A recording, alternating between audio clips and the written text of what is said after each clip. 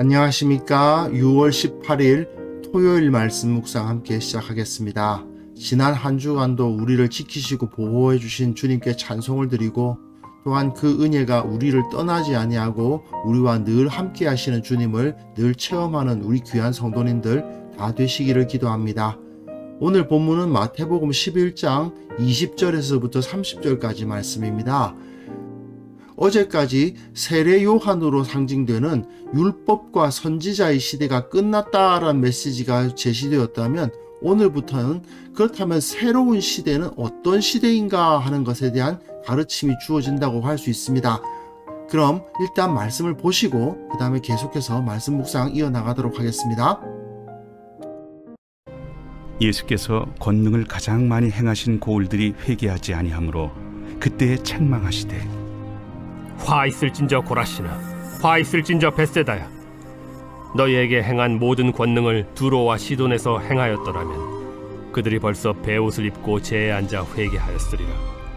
내가 너희에게 이르노니 심판날에 두로와 시돈이 너희보다 견디기 쉬우리라. 가버나움아, 네가 하늘에까지 높아지겠느냐? 음부에까지 낮아지리라. 내게 행한 모든 권능을 소돔에서 행하였더라면 그 성이 오늘까지 있었으리라. 내가 너희에게 이르노니 심판날에 소돔 땅이 너보다 견디기 쉬우리라.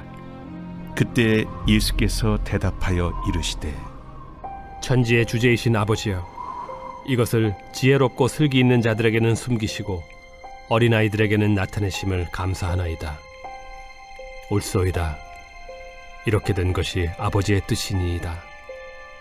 내 아버지께서 모든 것을 내게 주셨으니 아버지 외에는 아들을 아는 자가 없고 아들과 또 아들의 소원대로 계시를 받은 자 외에는 아버지를 아는 자가 없느니라. 수고하고 무거운 짐진 자들아, 다 내게로 오라. 내가 너희를 쉬게 하리라. 나는 마음이 온유하고 겸손하니 나의 멍에를 메고 내게 배우라. 그리하면 너희 마음이 쉼을 얻으리니 이는 내 멍에는 쉽고 내 짐은 가벼움이라.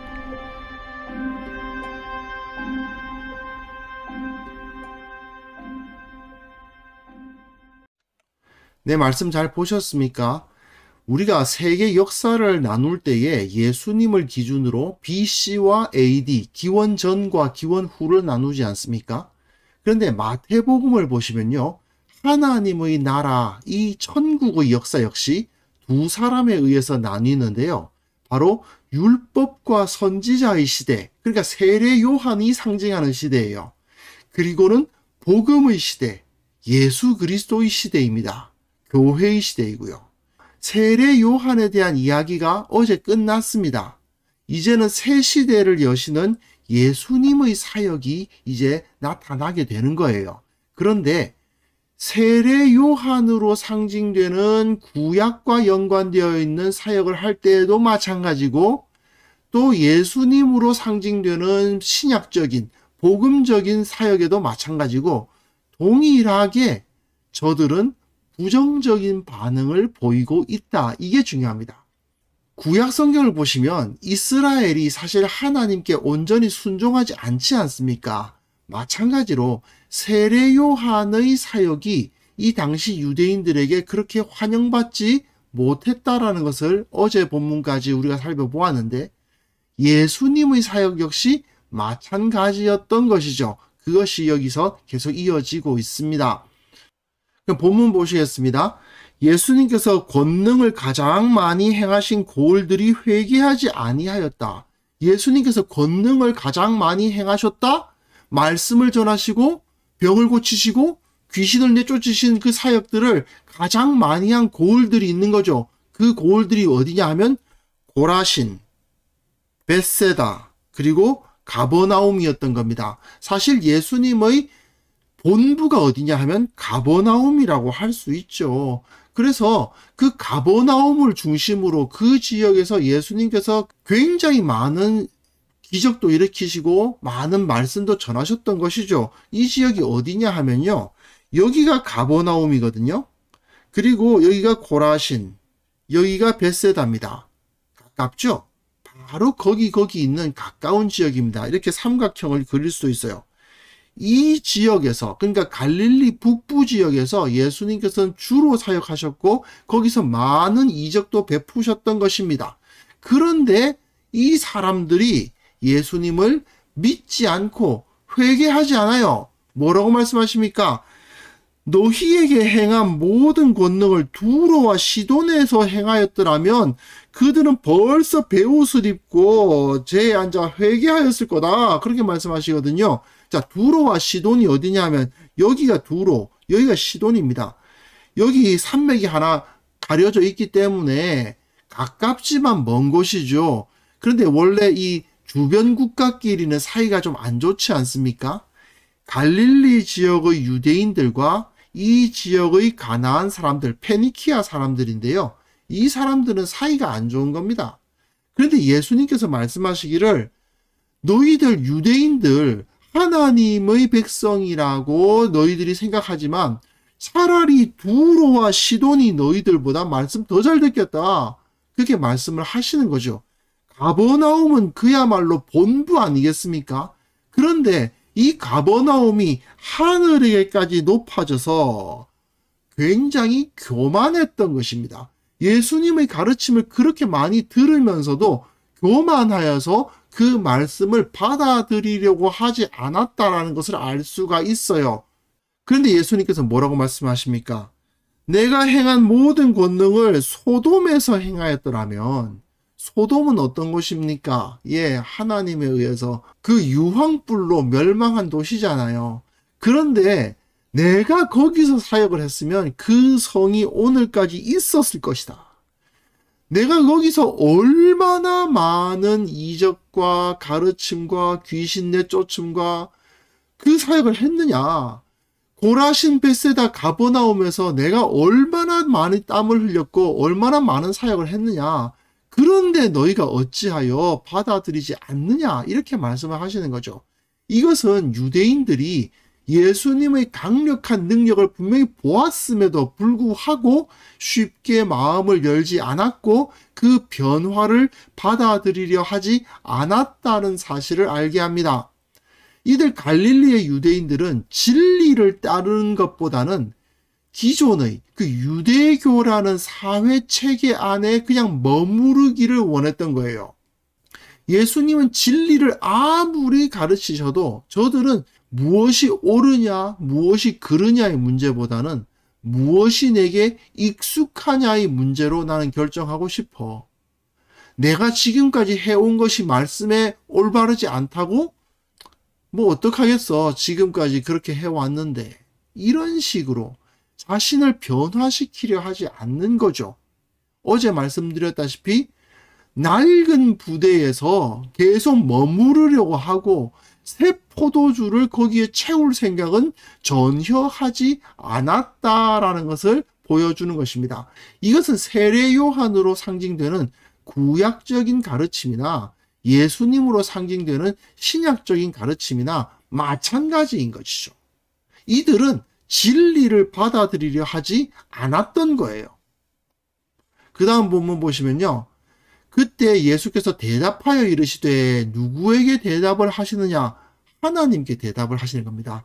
천지의 주제이신 아버지여. 어쩌면 하나님 아버지께서, 성부 하나님께서 예수님께 너희의 사역은 실패가 아니었다.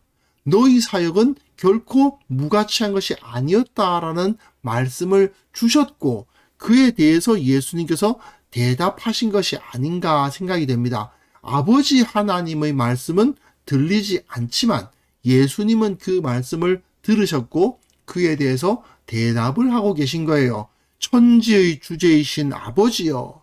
이것이 지혜롭고 슬기 있는 자들에게는 숨겨지고 어린 아이들에게는 나타난다. 이렇게 말씀을 하세요. 이게 무엇을 의미하겠습니까?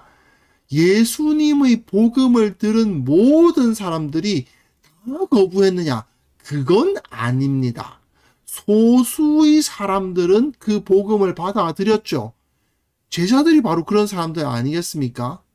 갈릴리의 여러 성읍에 흩어져 살던 그 유대인들에게 예수님께서 열심히 복음을 전하셨지만 저들은 거의 받아들이지 않았습니다.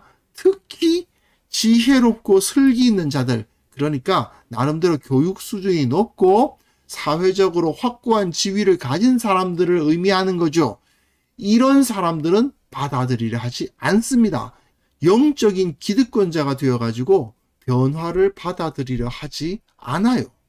그러나 어린 아이들, 아주 어린 아이들이란 의미라기보다는 교육 수준도 낮고 대단한 지위를 갖고 있지도 못한 사람들, 그저 예수님께서 보여주시는 그 능력을 보고 그대로 순진하게 믿는 사람들, 그런 사람들은 모두 그 복음을 받아들이더라는 것입니다. 물론 그 사회의 주류 계층이 받아들이지 않으니까 결국 소수의 사람들만 복음을 받아들이는 것처럼 보입니다. 하지만 그것이 하나님의 뜻이었던 거죠.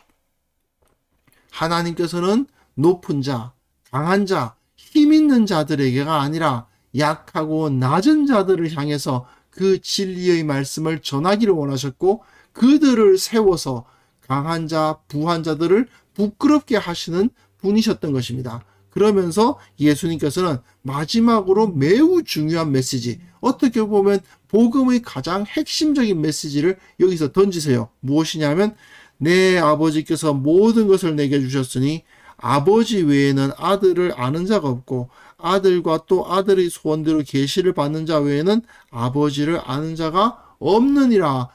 오직 예수 그리스도 이외에는 구원의 길이 없다. 너희들이 율법을 안다고 생각하고, 너희들이 성전에 가서 제사를 드리고 있다고 생각하고, 너희들이 선지자들의 글을 읽는다고 생각하면서 나는 하나님의 백성이야 라고 생각하고 있느냐? 하나님의 아들 되신 예수 그리스도를 통하지 않고는 구원을 받을 수 없는 것이다 라고 명확하게 선포하시는 거죠. 그리고 이어서 정말 유명한 구절이긴 한데요. 이 구절의 진짜 의미가 무엇인지 한번 살펴봅시다. 수고하고 무거운 짐진 자들아 다 내게로 오라. 수고하고 무거운 짐. 이 짐이 뭘까요? 인생의 힘든 여러 가지 어려운 일들, 사실은 1차적으로는 그 의미가 아니고요. 주로 바리새인들과 같은 당시 유대인들이 만들어 놓은 율법의 짐을 말하는 것입니다. 이 당시 유대인들은 바리새인들이 율법을 지키려면 이렇게 해야 되고 저렇게 해야 되고 이렇게 여러 가지 규정들을 만들어 놓으면 그걸 다 지켜야만 했어요. 그 짐입니다.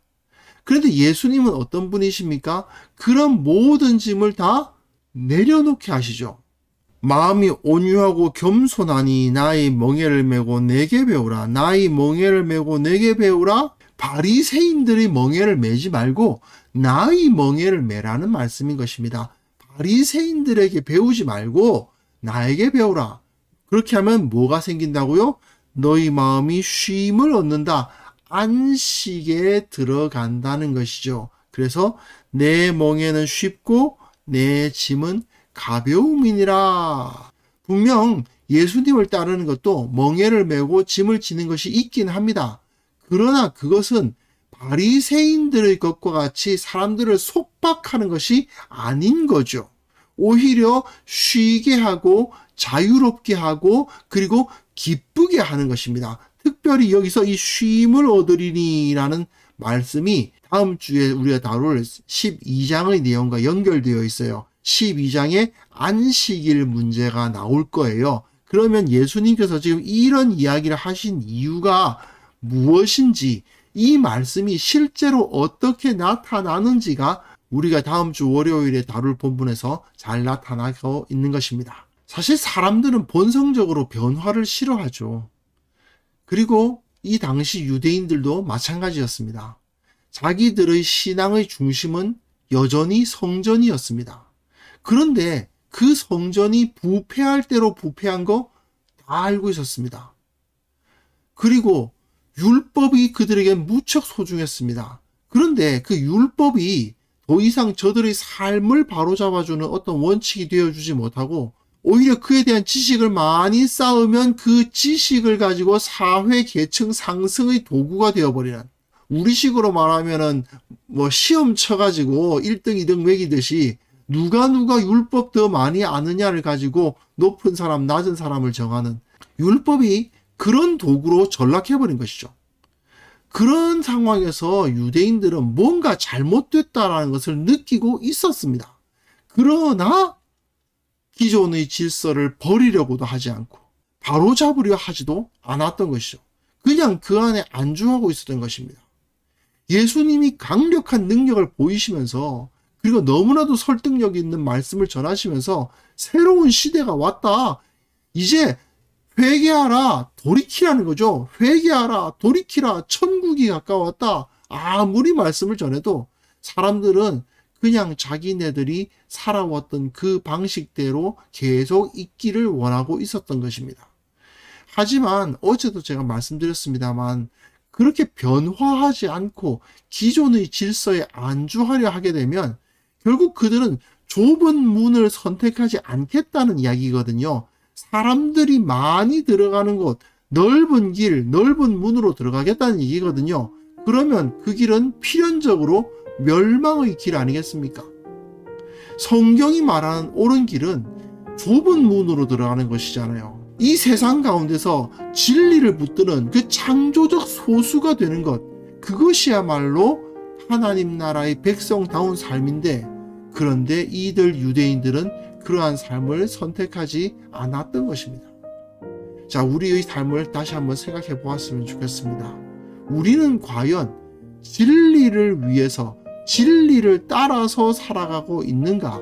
아니면 그냥 살던 대로, 내가 익숙한 대로 그냥 그렇게 시간을 보내고 있는가? 우리는 정말 그것에 대해서 반성을 해보지 않을 수가 없습니다. 나 복음에 대해서 잘 알아. 나 신앙생활 오래 했어. 그런 분들도요, 그 신앙생활이란 것이, 교회 생활이라는 것이 그저 익숙한 전통과 문화가 되어 있는 경우가 너무나도 많아요.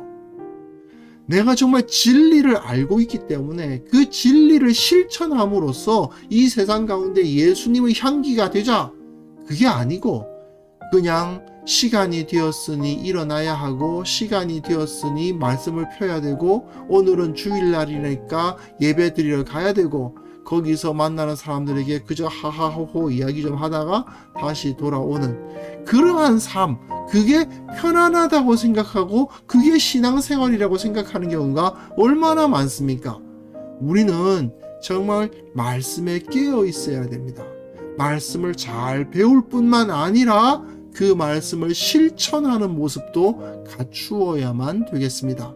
우리가 그런 공동체를 세우고 우리가 그러한 삶으로 변화될 수 있도록 함께 기도하는 시간을 가졌으면 합니다.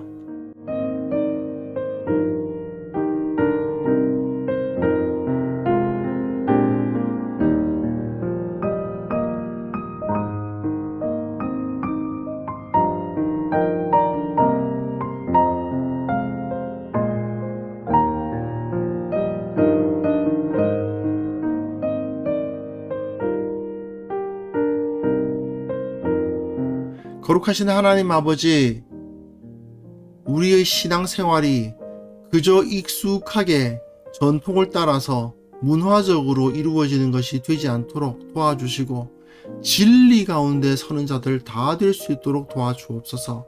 오직 말씀을 따라서 내가 무엇이 옳은가를 확신하고 그 옳은 길을 따라서 걸어가는 자들이 다 될 수 있도록 도와주시고, 또한 우리 교회가 이러한 정신으로 무장된 성도들로 가득하여 어떻게 해서든 말씀을 배우려고 하고, 그리고 또한 그 말씀을 어떻게 실천할 것인가를 고민하는 그러한 진지하고도 주님 앞에 신실한 성도들이 다 될 수 있도록 도와주시기를 원하옵고 바랍니다. 참으로 주님께서 우리에게 제시하시는 주님의 멍에와 주님의 짐을 가지고 이 세상 가운데 참된 기쁨과 참된 안식을 누리며 주님의 나라를 선포해 나가는 주님의 제자들이 되게 하여 주시옵소서.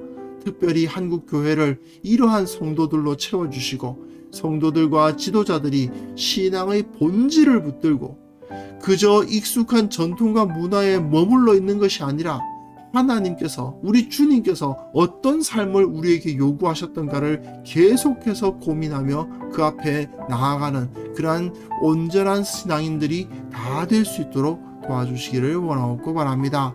아버지, 내일 거룩한 예배로 주님 앞에 드리기를 원합니다.